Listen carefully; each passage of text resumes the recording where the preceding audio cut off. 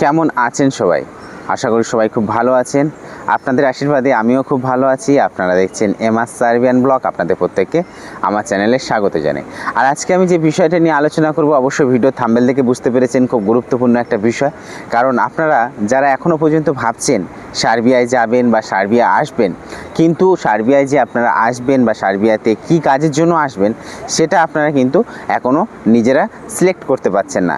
বা আপনারা ভাবছেন সার্বিয়াতে আমি যদি যাই এবং সার্বিয়াতে যাওয়ার পর আমি কি কাজ করব, বা আমি কোন কাজ শিখে গেলে সার্বিয়ার জন্য বেটার, বা বর্তমানে সার্বিয়ায় কি কাজের চাহিদা সবথেকে বেশি। আজকে আমি এই ভিডিওতে আলোচনা করব সার্বিয়ায় সবথেকে বর্তমানে কোন কোন কাজের চাহিদা সবথেকে বেশি এবং কোন কাজের উপরে আপনি আসলে আপনার জন্য ভালো এবং আপনার কাজের জন্য সবসময়ের জন্য ভালো হবে। তো বেশি কথা বলবো না, ভিডিওটা শুরু করি। আপনারা প্রথম থেকে ভিডিওটা শেষ পর্যন্ত দেখতে থাকবেন। অবশ্যই আশা করি আপনি যে কাজের জন্য আসবেন বলে চিন্তা করছিলেন, বা আপনি যে কাজ জানেন বা আপনি যে কাজ জানেন না কোন কাজ সার্বিয়াতে আছে, তো সেই কাজগুলোর বিষয়ে আমি আজকে আলোচনা করব। ভিডিওটা দেখতে থাকুন, অবশ্যই আশা করি ভালো লাগবে। তো বলি, বর্তমানে সার্বিয়ায় সবথেকে ভালো 4টে কাজ আপনি যদি আসেন, তো সেই 4টে কাজে আপনি আসবেন এবং সেই 4টে কাজে কিন্তু আপনার সারা বছরে কাজ হবে, ইভেন আপনাদের কোনো রকম অসুবিধা হবে না।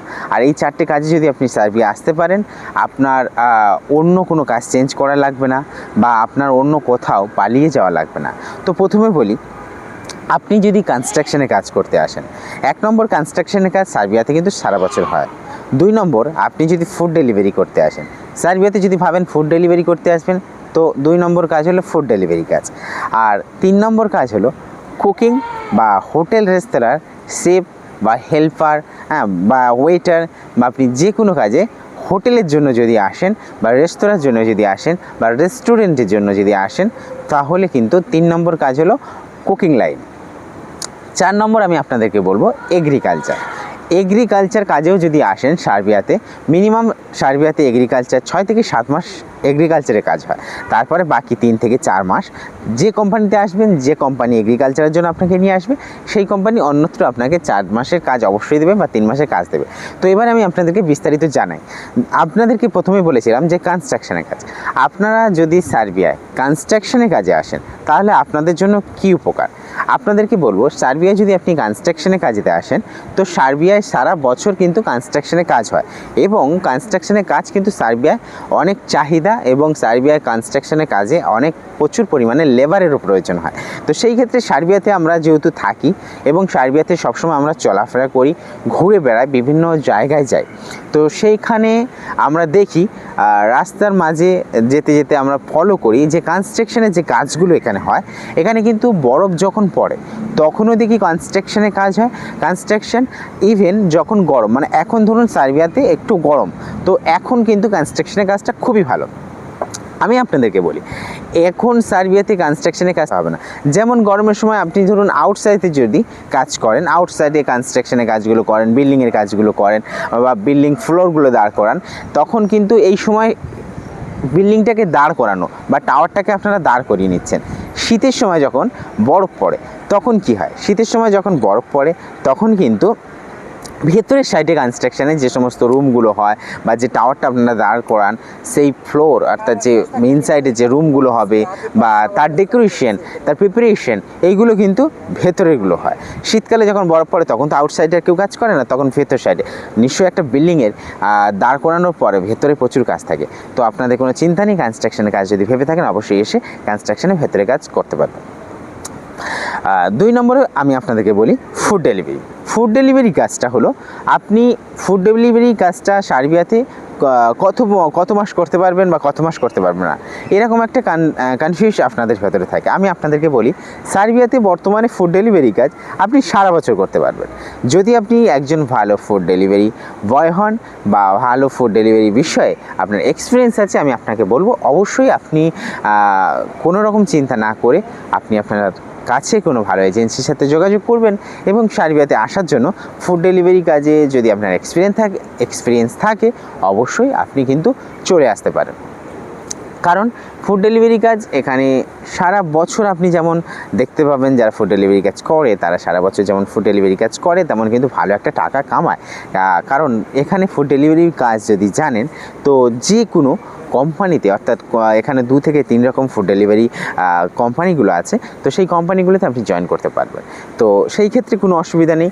একটা কোম্পানি যদি আপনার ভালো না লাগে, অন্য ফুড ডেলিভারি কোম্পানি যেগুলো আপনার আছে, আপনার ক্যাটাগরির যে কোম্পানিগুলো থাকবে সেই কোম্পানিগুলোতে আপনি যোগাযোগ করতে পারবেন এবং সেই কোম্পানিতে আপনি জয়েন করতে পারবেন। তবে এখানে বরফ পড়ুক বা একদম বৃষ্টি হোক বা একদম খুব গরম থাকুক, সব সময়ের জন্য কিন্তু ফুড ডেলিভারি কাজ এখানে থাকে। তো আপনারা আশা করি বুঝতে পারলেন। তো 3 নম্বরে আসি, যে কুকিং লাইন, ভেরি ইম্পর্টেন্ট।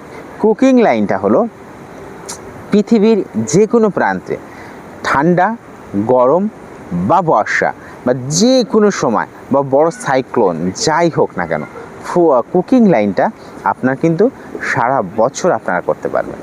কারণ কুকিং এবং হোটেল লাইনে যে সমস্ত কাজটা থাকে, এটা কিন্তু সবসময় রাজকীয় কাজ টাইপের।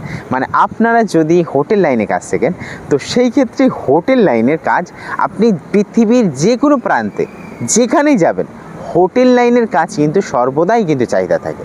সেটা হোক ওয়াশিং, বা আপনি যদি হেল্পারে আসেন, ডিশ ওয়াশারে আসেন, কুকিংয়ে আসেন, বা যে কোনো আসেন, বা ওয়েটারে আসেন, যে কাজ শিখবেন কুকিং লাইনের জন্য পৃথিবীর যে কোনো প্রান্তে সারা বছর কাজ করতে পারবেন। কারণ কুকিংটা একটা অন্যরকম জিনিস। আমাদের নিত্য প্রয়োজনীয় জীবনযাপন করতে গেলে, যেমন নিত্য প্রয়োজনীয় জীবনযাপন করতে গেলে যেমন আমাদের ফুড অবশ্যই প্রয়োজন, খাবার আমাদের প্রত্যেকের খুব একটা গুরুত্বপূর্ণ জিনিস। তো সেই ক্ষেত্রে খাবারের কাজ যদি আপনি জানেন, তাহলে কিন্তু জীবনে আপনার কোনো রকম কষ্ট হবে না। আপনি যে কোনো জায়গায় গিয়ে আরামসে আপনি কাজ করতে পারবেন। আপনি কোনো ভয় না করে আপনি সারা বছর কাজ করতে পারবেন। তবে আমি আপনাকে বলি, আপনি ভালো এজেন্সি এবং আপনার যদি ফুডের উপর নলেজ থাকে, কুকিংয়ের উপর নলেজ থাকে, শেফের উপর নলেজ থাকে, হেল্পারের উপর নলেজ থাকে, আপনার যার উপরে থাকবে, অবশ্যই আপনি কিন্তু অ্যাপ্লাই করতে পারবেন এবং সার্বিয়াতে আসার পর সারা বছর কিন্তু কুকিংয়ে কাজ করতে পারবেন। যদি বাইরেতে -20 ডিগ্রিও আসে, নো প্রবলেম, আপনার কাজ সর্বদা চলবে। তো সেই ক্ষেত্রে বলবো, কুকিংয়ের কাজটা হলো সবথেকে বেস্ট, এবং কুকিংয়ের জন্য আপনি যদি আসেন, তো আমি আপনাকে বলবো লাইফে আপনি কিন্তু এগ্রিকালচার, আপনাদেরকে আমি এবারে বলি এগ্রিকালচারটা কি। দেখেন, সার্বিয়া বা ইউরোপ মহাদেশের বিভিন্ন দেশে কিন্তু এগ্রিকালচারের কাজটা সারা বছর হয় না। কারণ আপনারা জানেন, সার্বিয়া বা ইউরোপের বিভিন্ন দেশগুলোতে কিন্তু বরফ পড়ে। তো যেখানে বরফ পড়ে সেখানে তো সেই সময় কোনো রকমভাবে কৃষিকাজটা হয় না, কারণ সেই সময় অফ থাকে। আপনারা ধরুন সার্বিয়ার কথা যদি বলি, সার্বিয়াতে আপনি এপ্রিল মাস থেকে অক্টোবর নভেম্বর পর্যন্ত এগ্রিকালচারে কাজ করতে পারবেন। তো এই যে আপনি 6-7 মাস এগ্রিকালচারে কাজ করবেন, তো এই সময় আপনার কিন্তু কোনো রকম অসুবিধা নেই। এই সময় আপনি এগ্রিকালচারের ভেতরে যদি আপনার নলেজ থাকে, তাদের সাথে আপনি মিলেমিশে কাজ করতে পারবেন। কিন্তু এই যে 4-5 মাসটা, তখন কি হয়, কোম্পানিতে যেহেতু আপনারা এগ্রিকালচারের কাজে আসেন, নিশ্চয়ই একটা কোনো কোম্পানিতে আসেন, তো সেই কোম্পানি আপনাদের যখন 6 থেকে 7 মাস সার্বিয়াতে এগ্রিকালচারে কাজ করায়, এবং তারপর আপনাদেরকে ওই যে 4 থেকে 5 মাস যখন বরফ পড়ে বা যে সময়টা খুব ঠান্ডা থাকে, যে সময় কোনো রকমভাবে এখানে কৃষিকাজ হয় না, সেই সময় আপনাদেরকে কী করায়, হয়তো কোনো রকমভাবে ফুড প্যাকেজিং, অর্থাৎ ড্রাই ফুড, বিভিন্ন রকম ফ্রুট যেগুলো ড্রাইভাবে প্যাকিং করা হয় বা ড্রাই অবস্থাতে বিভিন্ন দেশে রপ্তানি করা হয়, আমদানি করা হয়, তো সেই সমস্ত কাজগুলো কিন্তু তখন আপনাদেরকে করতে হবে। তো আমি আজকে আপনাদেরকে এই ভিডিওতে আলোচনা করলাম সার্বিয়াতে বর্তমানে কী কাজের উপরে আপনি যদি আসবেন আপনার জন্য ভালো, এবং আপনি কোন কোন কাজে আসলে আপনার কোনো ভয় নেই। আশা করি আপনারা আমার ভিডিওটা বুঝতে পেরেছেন। অবশ্যই যদি ভিডিওটা বুঝতে পারেন বা ভালো লেগে থাকে, আমাকে কমেন্টে জানাবেন। আর এরকম যদি সার্বিয়া থেকে ভালো টিপস পেতে হয়, অবশ্যই আমার চ্যানেলটা সাবস্ক্রাইব করে রাখবেন। তবে সেটা আপনাদের ব্যক্তিগত ব্যাপার, জাস্ট আমার বলার দরকার, আমি বললাম। তো আপনারা সবাই ভালো থাকবেন, সুস্থ থাকবেন। পরবর্তী আরও একটি সুন্দর টিপসিং ব্লগ নিয়ে আপনাদের সামনে হাজির হব।